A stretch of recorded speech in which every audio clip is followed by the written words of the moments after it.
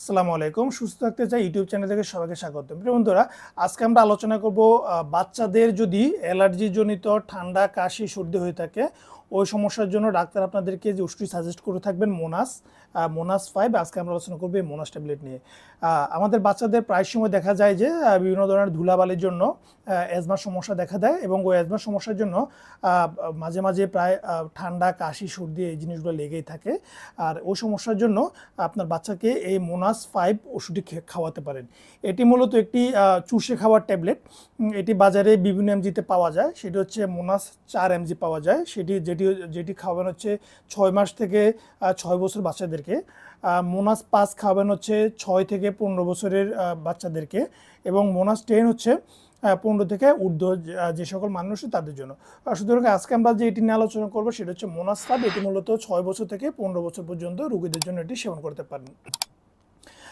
আমাদের মূলত মাঝে মাঝে প্রায় সময় বিভিন্ন ধরনের সর্দি লেগে থাকে, ঠান্ডা লেগে থাকে, শ্বাসকষ্ট হয়ে থাকে। এই শ্বাসকষ্ট মূলত যদি অ্যাজমা থেকে যদি হয়, তার মানে অ্যাজমাজনিত কারণে যদি আপনার ঠান্ডা, সর্দি, কাশি হয়ে থাকে, তখন আপনি এই মোনাস খাওয়াতে পারেন। কিন্তু আমরা মাঝে মাঝে একটি ভুল করে থাকি, সেটা হচ্ছে আমাদের ঠান্ডা লাগলে আমরা মোনাস খেয়ে ফেলি বা বাচ্চাদেরকে খাওয়াই দিই। এই কাজটি ভুলও করা যাবে না। কারণ হচ্ছে আপনার ঠান্ডা, কাশি বিভিন্ন কারণে হয়ে থাকে।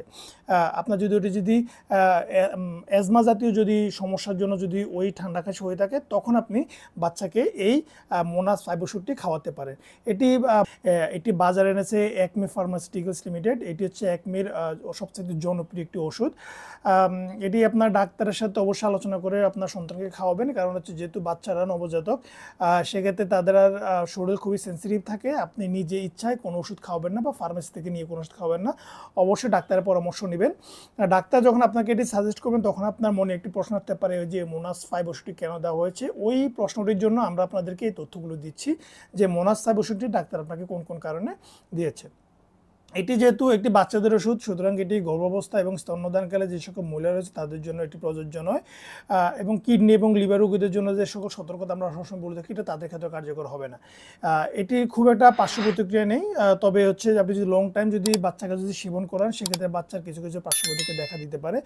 তবে ডাক্তার আপনাকে যে ডোজটি দিবেন, অবশ্যই সেই ডোজ পর্যন্ত খাওয়াবেন, এর বেশি খাওয়াবেন না বা এর কমও খাওয়াবেন না। সুতরাং বন্ধুরা, আজকে এতটুকুই। আজকে ভিডিওটি যারা দেখেছেন তাদের যদি আমাদের এই মোনাস 5 নিয়ে ভিডিওটি ভালো লাগে, তাহলে অবশ্যই ভিডিওটি শেয়ার করতে ভুলবেন না, এবং আপনার বাচ্চাকে অথবা আপনি যে ওষুধগুলি বর্তমানে খাচ্ছেন সেই ওষুধগুলির নাম আমাদের কমেন্টস বক্সে জানিয়ে দিন। আমরা পরবর্তীতে আপনার খাওয়া বা আপনার বাচ্চার খাওয়া ওষুধগুলো নিয়ে পরবর্তী ভিডিওটি তৈরি করব। তো বন্ধুরা, আজকে এতটুকুই। ধন্যবাদ। ভালো থাকবেন, সুস্থ থাকবেন। আসসালামু আলাইকুম।